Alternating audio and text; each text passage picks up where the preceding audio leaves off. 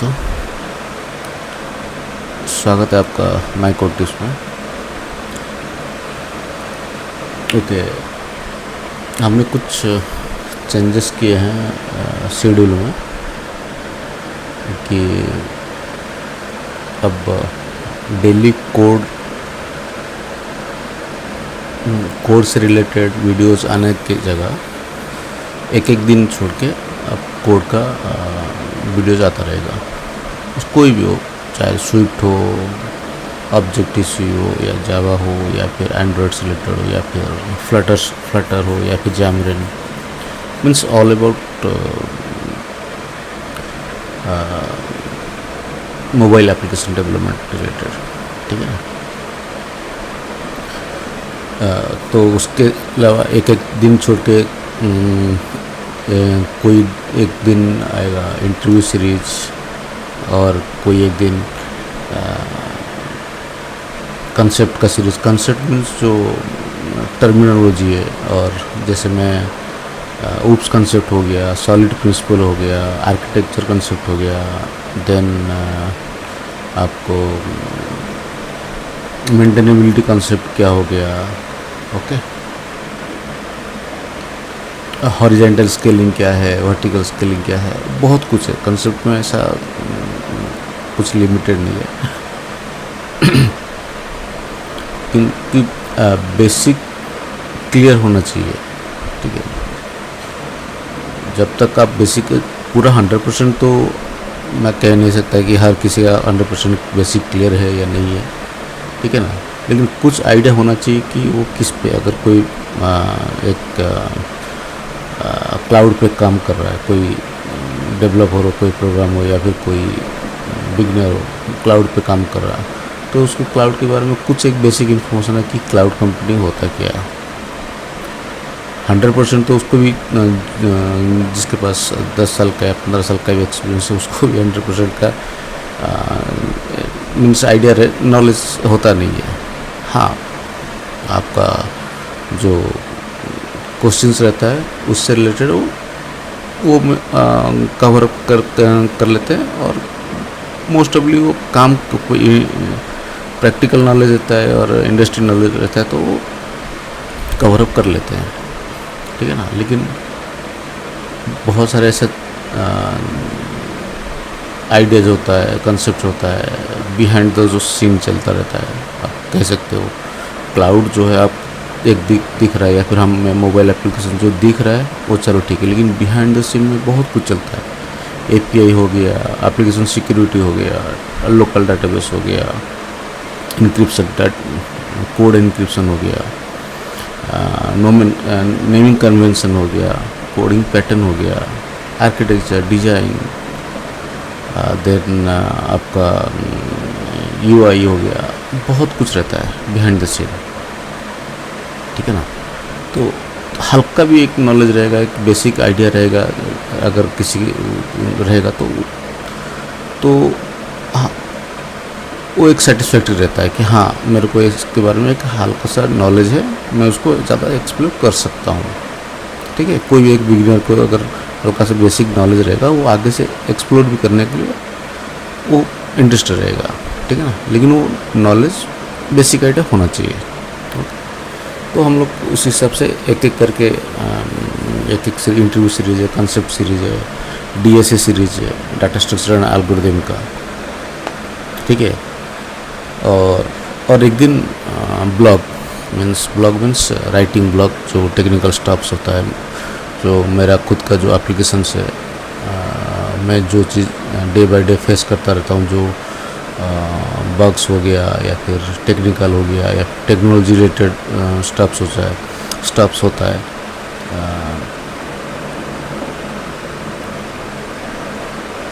आप कह सकते हो कि जो अपग्रेडेशन आता रहता है कि उसी से कंपैटिबिलिटी हमें डेवलप करना पड़ता है।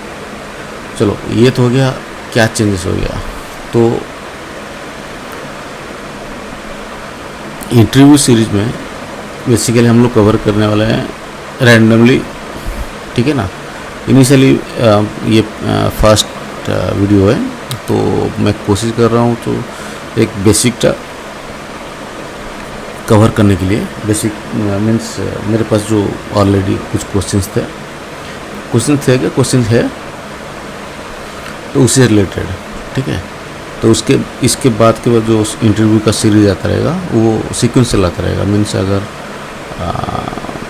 एक क्वेश्चन अगर ऑब्जेक्टिव सी आएगा तो उसी से रिलेटेड सारा क्वेश्चन आता रहेगा। स्विफ्ट का आएगा तो उससे रिलेटेड आ गया, ऊप्स आएगा तो उसी से रिलेटेड आ जाएगा। तो उससे क्या होगा ना, एक कंसिस्टेंसी मेंटेन रहेगा, ठीक है। तो अभी तो फिलहाल एक रैंडम सा मैंने क्वेश्चन 4-5 क्वेश्चन पिक किया है, तो देखते हैं इंटरव्यू सीरीज में क्या है। Okay, what is strong weak assign unowned retain copy. ये तो कोई भी iOS डेवलपर के लिए ना ये क्वेश्चन तो मैंडेटरी है। कहते हैं ना वो 1 mark. Okay, so what is strong weak assign unowned retain copy.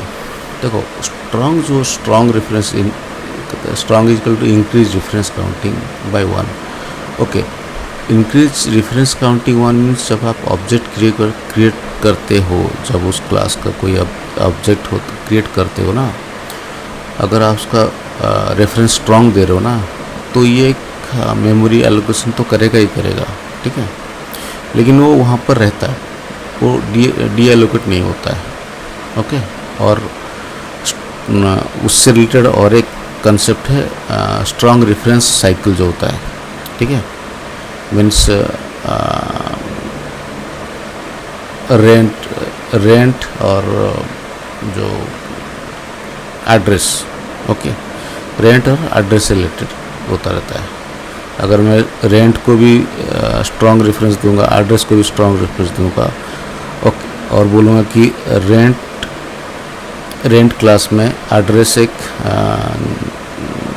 Attribute के हिसाब से यूज़ करूँगा, और एड्रेस में उस रेंटल पर्सन का नाम दे दूंगा। तो उस केस में वो क्या, दोनों एक रेफरेंस, ये इसको रेफर करा, वो उसको रेफर करेगा, तो ये दोनों कभी डीएलोकेट होगा ही नहीं, ठीक है। तो दूसरा क्या है, वीक रेफरेंस। इसका कोई आप उसको कह सकते हो कि एक लाइट वेट ऑब्जेक्ट है, ऑब्जेक्ट नहीं, एक लाइट वेट की तरह काम करता है। मीन्स आपने उसको क्रिएट किया, यूटिलाइज किया और उसको रिलीज़ कर दिया, ठीक है। ये कोई रेफरेंस काउंट इंक्रीज नहीं करेगा। और सबसे बेस्ट पार्ट इसका ये है कि वीक रेफरेंस का है कि हमें इसके बारे में ज़्यादा टेंशन लेने की ज़रूरत नहीं पड़ता है, ओके। और ये इतना हेल्पफुल है, आप जितना भी यूआई रिलेटेड हो या मेन थ्रेड जो मोबाइल एप्लीकेशन डेवलपर जितने जो भी मेन जो ये कर रहे हो, काम कर रहे हो, उनको आइडिया रहता है। जो मेन थ्रेड या फिर आपका मेन स्क्रीन में अगर ये चल रहा है एप्लीकेशन, अगर आप वहाँ पर कुछ लेबल ले रहे हो, कुछ स्ट्रॉन्ग रेफरेंस ये सारी लेबल ले रहे हो, या फिर बटन से रिलेटेड कुछ एक्टिविटी करने हो, तो उस हमेशा वीक में ही चला जाता है, ओके। इसका रेफरेंस काउंट हमेशा मीन्स इसका रेफरेंस काउंट इंक्रीज नहीं रहता है, स्ट्रॉन्ग का रहता है, और एक रहता है रिटेन का, ये ठीक है। असाइन क्या है, assign creates a reference from one object to another, ठीक है ना। ये सिर्फ एक असाइन करता है, means X is equal to Y और Y is equal to Z, this type of, without increasing the source return count. ये कोई रिटर्न काउंट इंक्रीज नहीं करेगा, ठीक है ना। Unknown does not increase reference but can't be null. ये जो अननोन वाला है ना, ये आपको स्विफ्ट में ज़्यादा मिलेगा, ठीक है ना। इसका रेफरेंस काउंट तो कभी इंक्रीज नहीं होता है, लेकिन ये कभी नील नहीं होगा। लेकिन वीक में क्या होता है, रेफरेंस काउंट नील हो जाएगा, ठीक है ना। रेफरेंस काउंट हमें इसका नील हो जाएगा, लेकिन इसका नील होगा। सो जब भी आप ऑब्जेक्ट क्रिएट करो तो इस चीज़ पे ध्यान रखो। अगर आपको आइडिया है कि ये अननोन कभी नील नहीं होगा, ये ऑब्जेक्ट कभी नील नहीं होगा, तो उस केस में आप अननोन डिक्लेयर कर लो, ठीक है। और उस पर ये अगर वो नील होने अगर वो ऑब्जेक्ट कभी भी नील हो सकता है, तो उस केस में ये, इसलिए मैं कह रहा हूँ कि अननोन को यूटिलाइज करने के लिए, क्योंकि आप जब उसको चेक एंड बैलेंस में यूटिलाइज करोगे ना, तब उस अलग से वीक रेफरेंस के लिए अलग से आपको चेक लगाना पड़ेगा। If this object is not equal to null then go proceed. Unknown में आपको तो पता है ये कभी नील होगा नहीं, तो वो 1-2 लाइन का कोड आपका सेव हो जाएगा, और ऊपर से क्रैश एप्लीकेशन क्रैश होने का चांसेस भी कम हो जाएगा इस केस में, क्योंकि अननोन ऑब्जेक्ट कभी नील नहीं होगा, ठीक है। लेकिन अगर यहाँ पर एक ऑब्जेक्ट नील हो जाएगा और आपने उसका रेफरेंस कहीं पर और दूसरी जगह दे रखे हो, तो अगर उसको डाटा नहीं मिला तो वो चांसेस ज़्यादा रहता है एप्लीकेशन क्रैश होने का, ठीक है। तो इसलिए वीक और अननोन में अगर चांस मिला, अगर आपको लग रहा है कि नील नहीं होगा, तो ये बेटर ऑप्शन है, ठीक है। रिटेन का creates a reference from one object to another and increases. Assign और रिटर्न में ये देखो, from one object to another, ये भी from one object to another, लेकिन फ़र्क ये है कि असाइन में आपका रेफरेंस काउंट इंक्रीज नहीं होता है, लेकिन रिटर्न में रेफरेंस काउंट इंक्रीज होता है, जबकि ये स्ट्रॉन्ग ऑब्जेक्ट रहेगा, ठीक है ना, ये ध्यान रखिएगा। Return creates a reference from one object to another and increase return count of the source object. Source object जो रहेगा ना, वो ये करेगा। Copy shallow copy of object and it is immutable, ठीक है। ये आप उसको छेड़खानी नहीं कर सकते उसके साथ, ठीक है। तो ये एक दूसरा क्वेश्चन का क्या, what is null and nil in objective C. Null is a class type is and null is a class type और सी पॉइंटर, ठीक है, ये रहा इस तरह का। जबकि ये जो नील है ना, ये ऑब्जेक्ट नील है इस तरह का, ठीक है। What is defer in Swift. Defer in Swift means इस कीवर्ड के बाद ना, the Swift defer statement allows you to execute code right before the scope is executed. For example before the function, देखो आउटपुट क्या आ रहा है, 1 आ रहा है, 3 आ रहा है, 4 आ रहा है, उसके साथ 2 आया, देख रहे हो ना। और लॉजिकल ऐप देखा जाए तो 1 आया, अगर इसको उसने ये इस लाइन को स्किप कर दिया तो 3 आया, 4 आया, उसके बाद 5 आना चाहिए, राइट। मीन्स 1 3 4 5 2 आना चाहिए, या फिर नहीं आना चाहिए। लेकिन डिफर क्या करेगा ना, ये जो कोड ब्लॉक है ना, ये देखो, ये जो कोड ब्लॉक है ना, इस कोड ब्लॉक से निकलने से पहले डिफर वाला स्टेटमेंट को एग्जीक्यूट करेगा, ठीक है। स्टेप 1 प्रिंट हुआ, इसको सबसे लास्ट में प्रिंट करेगा, इस डिफर वाले को ये सबसे लास्ट में प्रिंट करेगा, किसका, उस कोड ब्लॉक का। इस कोड ब्लॉक में जो ब्रैकेट दिख रहे हो ना, ये कोड ब्लॉक है, ठीक है। इस कोड ब्लॉक का सबसे लास्ट में प्रिंट करेगा। इसको स्किप किया, फिर 3 प्रिंट किया, 1 प्रिंट किया, 3 प्रिंट किया, फिर 4 प्रिंट किया। 4 प्रिंट करते देखो एक ब्रैकेट क्लोज होने वाला है, ओके।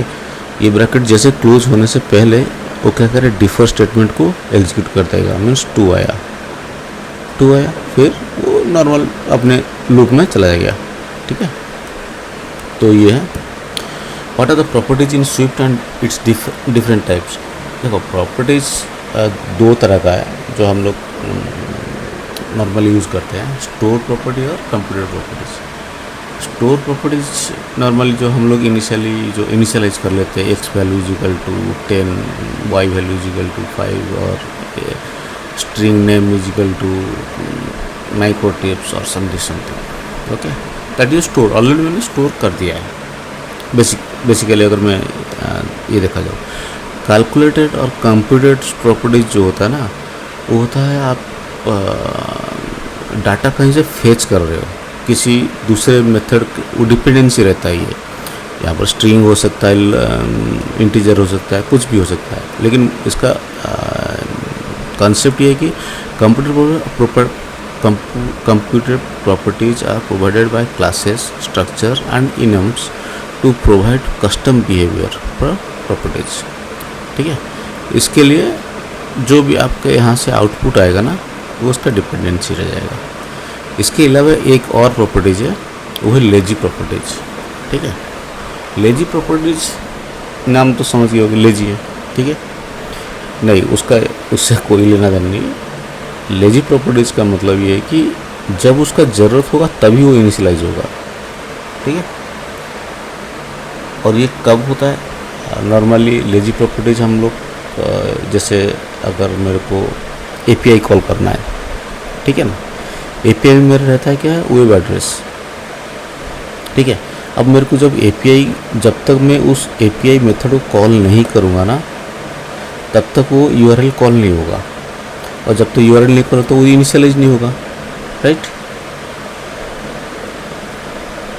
तो यही है उसका प्रॉपर्टीज और लेजी प्रॉपर्टीज।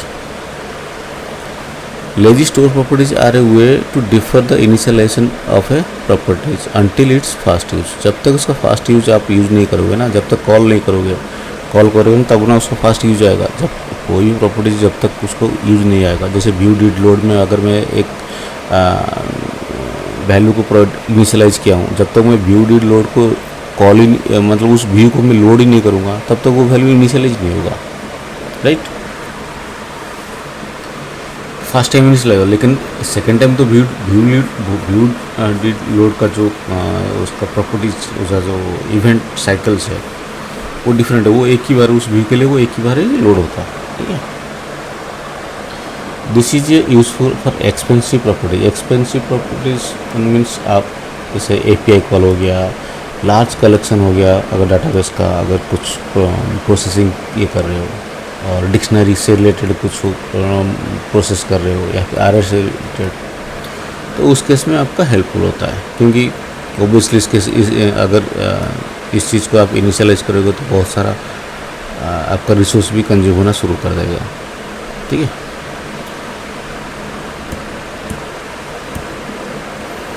तो ये था इंटरव्यू का एक मीन्स इंट्रोडक्टरी वीडियो।